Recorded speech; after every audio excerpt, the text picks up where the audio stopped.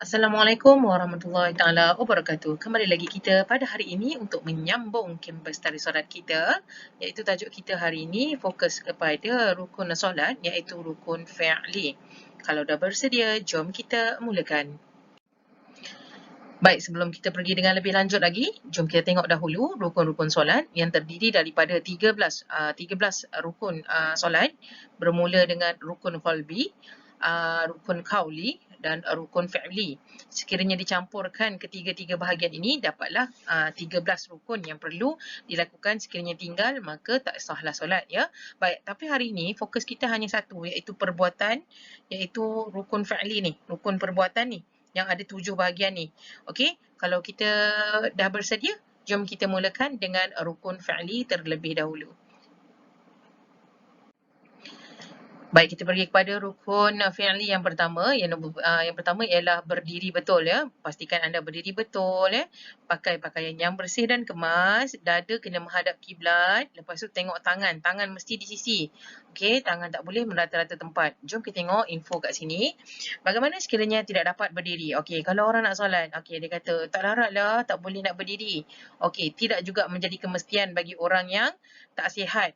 Tak sihat tak perlu untuk berdiri macam ni. Kalau awak sihat, mampu berdiri, berdiri. Ya. Okey, sekiranya ni kalau tak dapat berdiri kerana sakit atau sebagainya, jawapan dia ialah sekiranya tidak dapat berdiri, solat juga boleh dilaksanakan dengan cara duduk, berbaring dan kerlipan mata. Sampai begitu sekali. Maknanya tiada pengecualian dalam melaksanakan solat. Awak baring pakai mata pun boleh solat. Okey.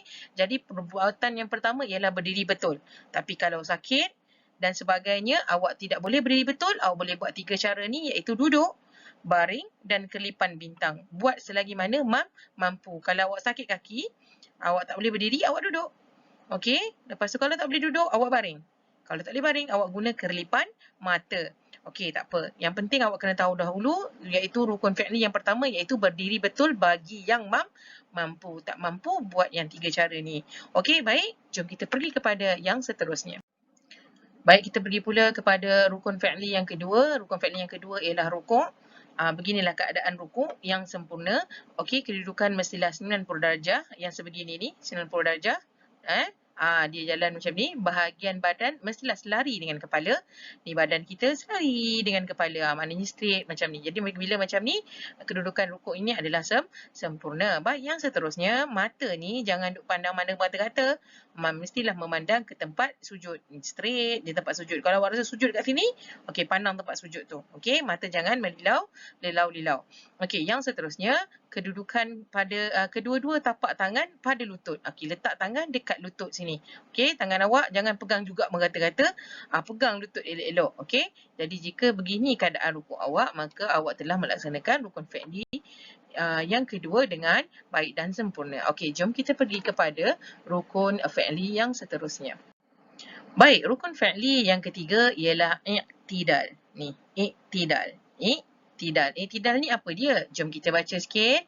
Yang pertama ialah pergerakan yang dilakukan selepas rukuk. Okey, selepas rukuk kita akan angkat tangan, ya. Kita akan baca Sami'allahu liman hamidah. Okey, lepas pada itu namanya i'tidal. Lepas pada Sami'allahu liman hamidah tu namanya i'tidal. Maksud dia berdiri sebentar sebelum sujud. Tangan mesti di sisi, dada masih lagi menghadap kiblat. Okey, dan lakukan secara tumaninah, bagi masa dekat dia. Jangan terus sujud. Okey, keadaan badan mesti tetap menghadap ke kiblat. Okey, baik, sekiranya sempurna begini, ini namanya i'tidal. Ini namanya apa? I'tidal. Apa maksud dia? Berdiri sebentar sebelum sujud. Okey, jom kita pergi kepada rukun fi'li yang seterusnya. Okey, baik. Kita pergi kepada pula rukun fi'li yang keempat, iaitu sujud. Okey, sujud keadaan dia begini lah, ya anak-anak. Semua orang tahu kan? Okey, baik. Yang pertama sekali, anggota sujud ada 7. 7. Jom kita kira sama-sama. Yang pertama, dahi. Ni dahi ni. Ni dahi. Yang pertama, dahi. Yang pertama. Okey, yang kedua, 2 tapak tangan. Baik, 2 tapak tangan. Tapak tangan ni 1. 1. Okey. Lepas tu tapak tangan belah sana pula. Jadi 3. Okey. Kemudian 2 lutut. Okey, 2 lutut ni. Lutut ni kena pada ni kena pada sejadah ni. Okey, yang ini nombor 4, yang ni nombor 5. Okey, lepas tu dua belah perut anak jari kaki. Okey, ni perut anak jari ni. Ni perut ni, 5 jari ni.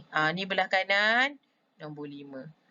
Belah kiri yang belah sana tu, sana yang 7. Jadi 7 anggota sujud. Jangan pula tambah-tambah anggota lain. Seperti yang selalu dibuat adalah hidung. Jangan dibuat. Hidung kena angkat sedikit. Jangan cium pada sejadah ni. Okey, anggota sujud ada 7 kesemuanya. Kalau dah jelas, jom kita pergi kepada rukun yang seterusnya. Baik, kita pergi pula kepada rukun fi'li yang seterusnya, iaitu yang kelima, iaitu duduk di antara dua sujud. Okey, duduk di antara dua sujud ini, begini kedudukan kaki. Okey, kedudukan kaki yang pertama, belah kiri kena dikepakkan sedikit dan ditindih belah kanan kena tegak begini. Belah kanan kena tegak begini. Punggung jatuhkan atas kaki sebelah kiri. Okey, jadi kedudukan dia stabil begini. Baik, kedudukan tangan perlulah straight atas peha, tidak melebihi lutut. Pegang elok-elok, duduk dekat atas ni baik-baik. Jangan gerak-gerak. Duduk dengan baik. Begini adalah keadaan duduk di antara dua sujud. Sekiranya faham, jom kita pergi kepada yang seterusnya. Baik, rukun fi'li yang keenam iaitu duduk tahiyat akhir. Okey, duduk tahiyat akhir, kita akan duduk serong sedikit ke sebelah kiri. Okey, kerana apa? Kerana kita dah membawa kaki kita semua menghadap ke sebelah kanan. Okey, begini kedudukan kaki ketika tahiyat akhir ya. Punggung jatuhkan ke lantai sebelah kiri. Okey, punggung kita ni jatuhkan sebelah kiri. Okey, lepas tu kaki kiri masuk ke sebelah kanan. Lepas tu kaki kanan duduk di macam ni, tegak macam ni. Seperti dalam gambar aja. Sekiranya betul kedudukan begini, maka kita dapat duduk tahiyat akhir dengan perbuatan yang betul. Okey, sekiranya dah faham, jom kita pergi kepada rukun fi'li yang terakhir. Jom kita pergi kepada yang seterusnya. Baik, rukun yang terakhir ialah rukun fi'li yang terakhir ialah tertib. Okey, apa yang dikatakan tertib? Tertib ialah melaksanakan setiap rukun tadi mengikut susunan. Janganlah tunggang langgang. Tiba-tiba awak tak akhir dulu. Tak boleh. Kenalah ikut susunan seperti yang kita dah belajar tadi. Okey, sekiranya dah faham tentang rukun fi'li, nanti kita akan sambung tentang rukun qauli dan qalbi pula. Okey, Ustazah rasa cukup dulu setakat ini. Kita jumpa lagi pada masa dan waktu yang Ustazah tetapkan nanti. Assalamualaikum warahmatullahi taala wabarakatuh.